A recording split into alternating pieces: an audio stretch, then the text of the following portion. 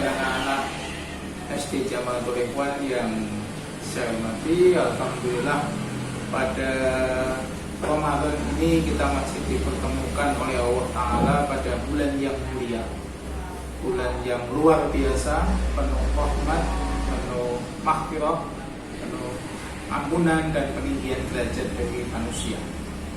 Alhamdulillah kita sudah masuk ke bulan Ramadan sampai hari keempat. Alhamdulillah, semoga kita berharap apa yang kita laksanakan mendapatkan ridhonya dan kita tergolongan sebagai orang-orang yang beruntung. Salawat serta salam semoga tetap tercurah pada junjungan kita Nabi Muhammad SAW yang syafaatnya kita nantikan di akhir nanti. Saudara sekalian, saya akan mengambil tema hidup lebih berarti dengan literasi. Hidup lebih berarti dengan literasi. Kenapa saya mengambil tema seperti ini?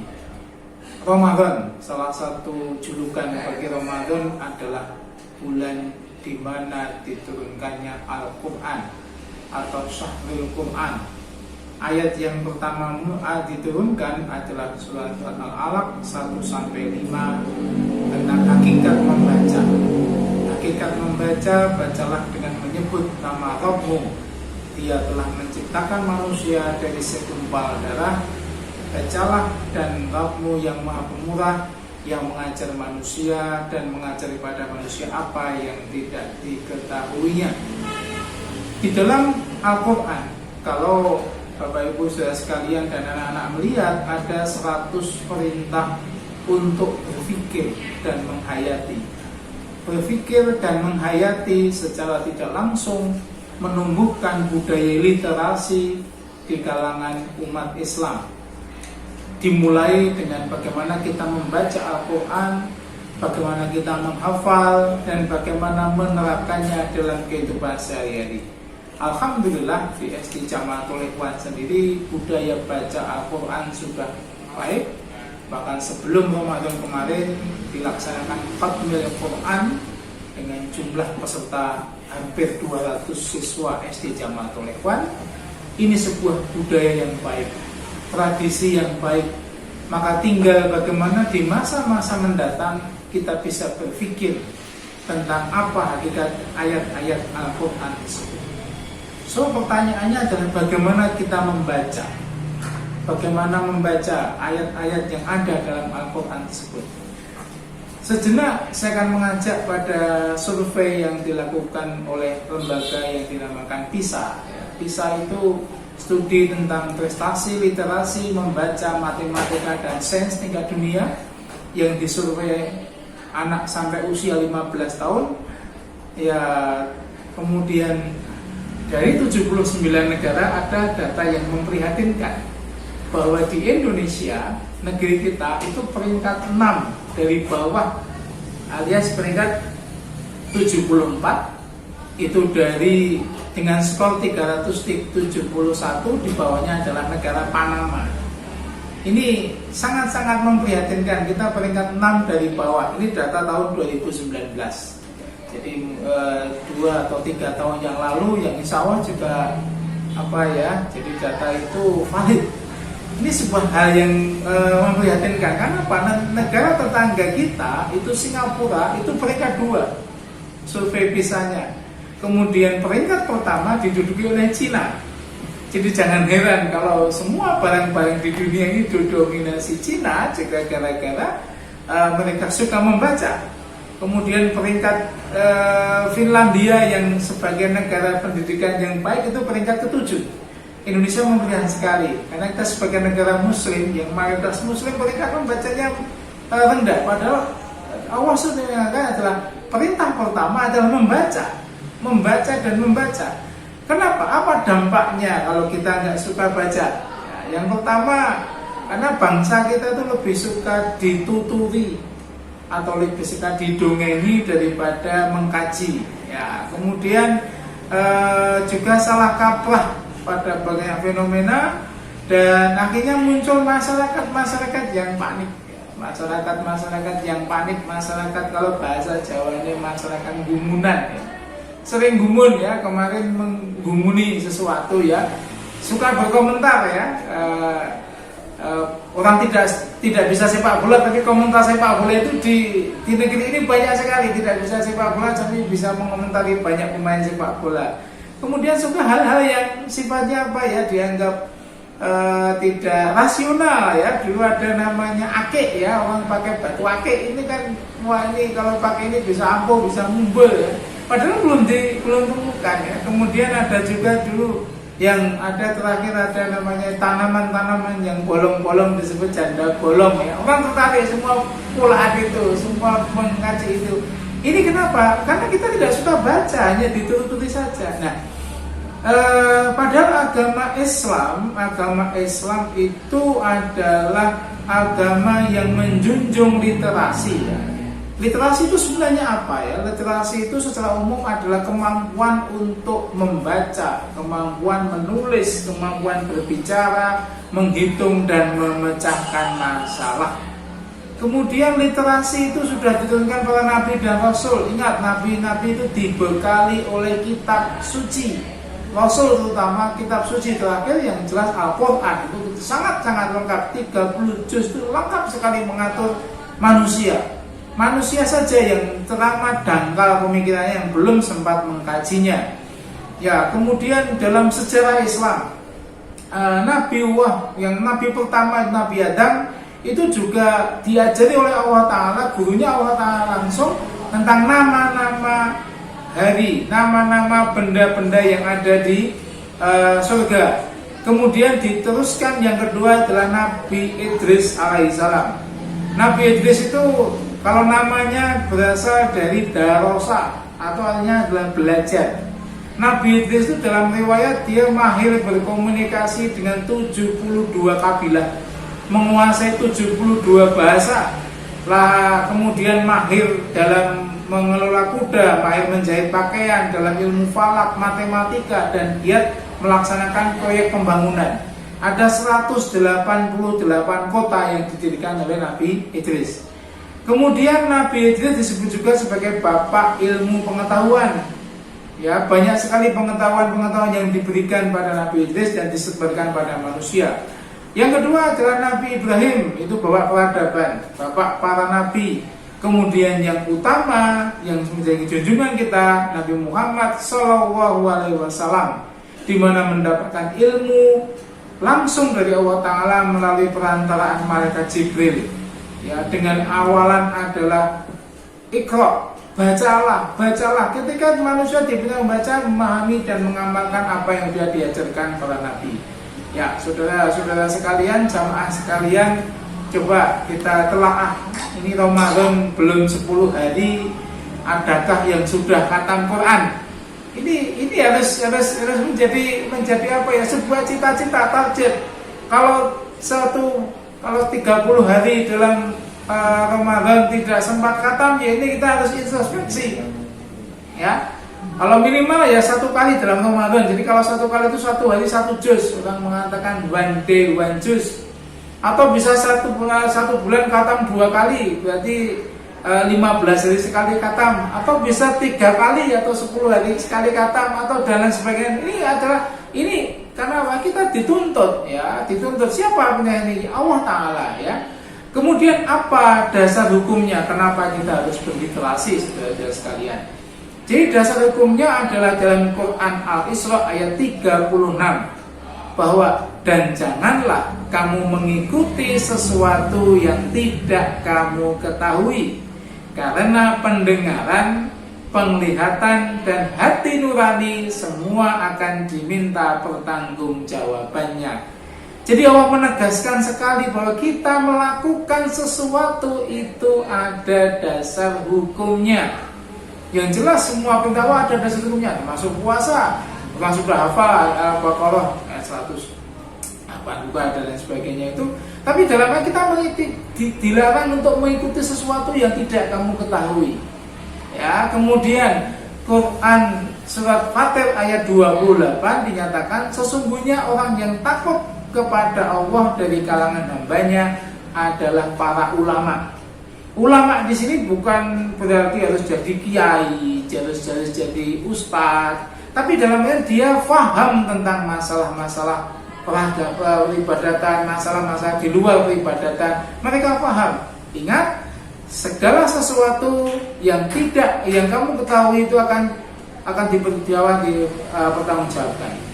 Kemudian di sini saudara sekalian ada beberapa sahabat Nabi. Ada sahabat Nabi itu teladan bagi tokoh literasi, misalnya Abu Bakar As-Siddiq, kemudian Umar bin Khattab, Utsman bin Affan, Ali bin Abi Thalib sebagai pengganti Rasulullah. Mereka itu berupaya untuk menjaga literasi dengan menjaga tentang kitab-kitab tema Al-Quran, penulisan Al-Quran di sini. Nah, kemudian di sini ada Zaid bin Sabit. Zaid bin Sabit itu seorang sekretaris Rasulullah SAW. Beliau penulis dari Al-Quran. Ada juga golongan-golongan di sahabiah atau sahabat perempuan. Ada Ummu Salamah, ada Hafsah bin Umar, ada Aisyah bin Abu Bakar yang hafal seluruh kitab suci. Kemudian Hafsah bin Sirin, ahli hukum Islam. Ya, bahkan Ummul Mukminin atau Aisyah itu seorang yang paling banyak meriwayatkan hadis. Ya, ini teladan. Ya, kemudian mungkin anak-anak atau adik-adik sekalian perlu untuk melihat bahwa di kalangan Islam, di kalangan ilmuwan Muslim itu ada beberapa hal yang luar biasa. Mungkin sudah sempat melihat di dinding-dinding di SD Jamaatul Ikhwan sendiri ada penemu-penemu ya. Penemu-penemu itu dia adalah ahli agama sekaligus ahli ilmu dalam dunia, dalam peta, dalam matematika. Misalnya contohnya, ada satu di tahun 1000 Masehi ada seorang dokter namanya Al-Zahrawi. Al-Zahrawi itu seorang muslim yang dia mempublikasikan 1500 halaman ensiklopedia tentang operasi bedah yang digunakan di Eropa sampai saat ini. Referensinya 500 tahun berikutnya. Ini Al-Zahrawi, ini referensi bedah. Kita bayangkan 1500 halaman. Halamannya itu tidak seperti kita mengetik MS Word atau mengetik Excel, tidak. Dulu menggunakan kertas, kemudian tinta satu dicelup, kemudian ditulis. Nah, ini budaya-budaya, kalau dia tidak membaca tidak mungkin dia bisa untuk mempublikasikan tentang ilmu bedah. Ini golongan Islam. Jemaah yang dirahmati Allah Ta'ala, hikmah di literasi ada beberapa penemu-penemu Muslim ya. Kita mengenal ada Al-Zahrawi di operasi bedah, kemudian Abbas bin Firnas, orang yang pertama kali membuat sebuah konstruksi pesawat terbang. Ada satu lagi yaitu mungkin dianggap tren saat ini ya. Tren saat ini adalah orang itu kongko minum kopi. Di mana-mana ada kedai-kedai kopi. Orang merasa bahwa kopi itu budaya Amerika Serikat, budaya Inggris, ya Eropa. Ternyata tidak. Kopi itu pertama kali yang ditemukan atau yang menemukan kopi itu adalah seorang Arab bernama Khalid. Ya, Khalid dia menemukan kopi pada abad ke-9. Ya, tujuan pertama beliau minum kopi itu para sufi meminumnya untuk terjaga sepanjang malam dalam berdoa. Tapi orang Eropa menemukan sisa-sisanya, kemudian mereka meminum sampai saat ini mereka mengklaim bahwa itu budaya mereka. Padahal kopi itu adalah budaya orang Arab ya, budaya orang Islam ya. Jadi ini hal-hal yang terkadang dilupakan. Dari mana kita ketahui itu? Dari mana ya? Ya dari kita melihat ayat-ayat Allah ya. Jadi, nah di sini apa dalam tradisi Islam ya. Jadi peradaban masa lalu Al-Quran itu adalah gudangnya ilmu. Al-Quran itu adalah gudangnya ilmu. Ilmu itu zaman sekarang disebut dengan software. Ya software ya. Jadi bagian dari software, kemudian kalau dalam bahasa saya namanya dalam bentuk Play Store ya. Play Store sebagai gudang aplikasi. Bagaimana kita mau update aplikasi kalau kita tidak memiliki Play Store? Itulah salah satu fungsi dari Al-Quran ya. Al-Quran adalah dia bisa membuat mengupdate informasi Play Store baru dan hal-hal yang baru. Jadi Al-Quran itu tidak ada istilahnya Al-Quran itu ketinggalan zaman. Itu hanya orang-orang picik yang mengatakan Al-Quran itu kuno. Tidak, justru Al-Quran itu sangat maju. Kalau nanti jamaah sekalian pernah membaca bahwa dalam bermuamalah, ya, bermuamalah yang utama di Islam itu ditekankan apa? Hutang piutang. Allah menerangkan tentang hutang piutang itu dalam suatu surat di Al-Baqarah yang sangat panjang sekali. Tujuannya apa? Bahwa orang itu tidak mengesampingkan hutang piutang. Hati-hati ya, adik-adik dan sekalian, ini kayaknya masalah pinjam meminjam itu dianggap sembarangan ya. Pinjam pulpen temannya atau pinjam minta kertas mau ulangan itu harus dengan izin sebenarnya. Nah, dari mana kita tahu? Itu dari ilmu. Ilmu di mana? Dari Al-Quran. Jadi ini sebuah pintu ya. Kemarin yang saya ucapkan selamat juga pada adik-adik yang sudah di wisuda haflah kemarin. Wisuda itu sebagai pintu awal ya. Pintu awal untuk membuka, bukan berhenti pada wisuda itu, tapi bagaimana kita mengkaji pada ayat-ayat Allah Ta'ala. Karena ini kita bisa menjadi update kita, menjadi playstore kita. Jadi nanti diupayakan ketika membaca Al-Quran sambil dibaca terjemahannya. Saat ini kita sudah sangat-sangat dimanjakan dengan itu ya. Ada terjemahan itu dalam bentuk cetak, terjemahan dalam bentuk di PDF ya, kita bisa download ya. Ini kita manfaatkan biar kita tahu pandangan hidupnya bagaimana gitu. Semua ada ilmunya.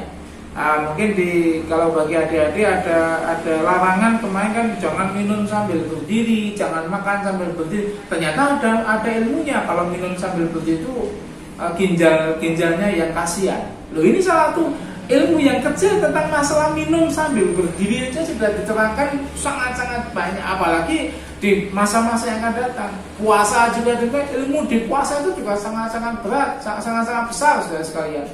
Ya, kenapa kita ketika disunahkan berpuasa, ketika berbuka itu dengan kurma, dengan air hangat, tidak dengan kolak. Ini ada sebuah ilmunya. Ini bisa muncul kalau kita paham. Ya, kemudian bagaimana solusinya di tengah tengah hal seperti ini? Bisa solusinya adalah bagaimana satu, kita bisa membaca produktif.